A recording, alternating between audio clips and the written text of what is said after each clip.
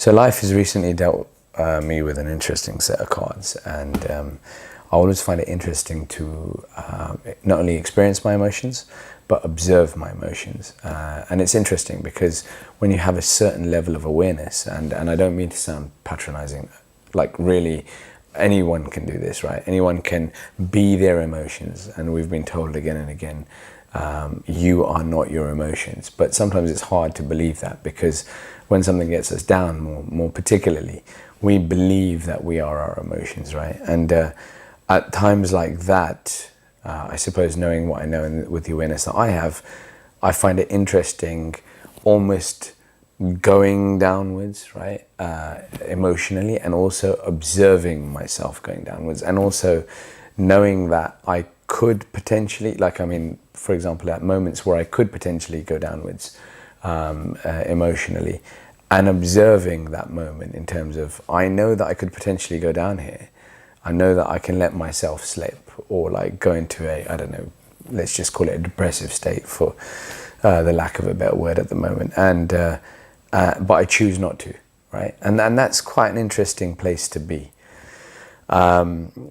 So what I wanted to share was just a short thing that I shared with a client recently, and I thought it was quite a funny thing because it came out just kind of on the spot.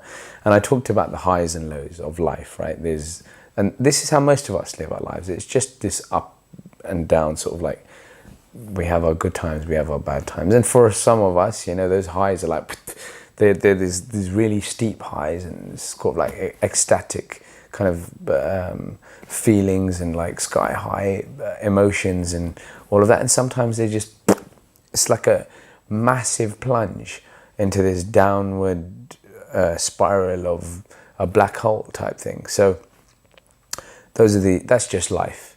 And if we come from the premise of, I say this for the sake of cutting out all the BS and calling it what it is. We're all messed up. And when I say that, I'm not trying to sound, pessimistic or cynical.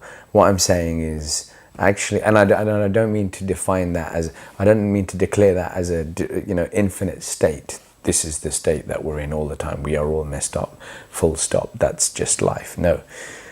We're all messed up in the point of, we all have flaws, we all have issues, we all have problems, we all have like things in life that we want to work on, that we want to improve, that we may feel like we can't work on or can't improve, or drawbacks, or life's problems or challenges, whatever you want to call them.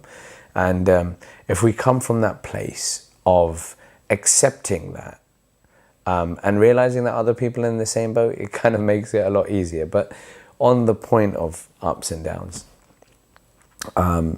I was just talking to a client, and it kind of came out. I said it's a good thing. I remember watching a film with Demi Moore, and I can't remember what it's called, but she's a soldier in this film, and she shaves her head, and you'll probably know which one it is. I can't even remember, but I remember one scene out of it, and she goes to her sergeant, or whoever's in charge, and there's a conversation about pain, and he turns around and he says, it's good that you're feeling pain because it tells you that you're alive.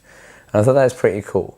And I just linked the two now, actually. But while I was talking to my client, I said, look, this up and down of emotions is a good thing. You don't just want to be like consistently like this. In fact, in the medical field, if you don't have the blips, blip, blip, blip, and it's just consistent, that's called a flat line, right? You're dead.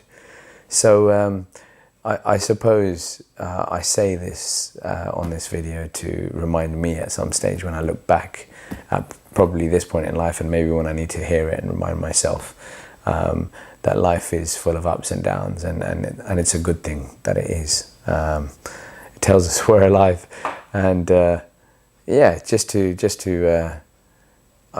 think the key word that comes out is appreciation.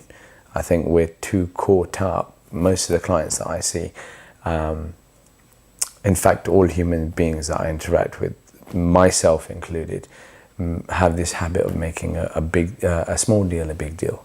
And that's another thing, if you're going to take away from this video, is don't make a big deal out of a small deal, or otherwise, sort of like the traditional saying of don't make a mountain out of a molehill. So thanks for listening.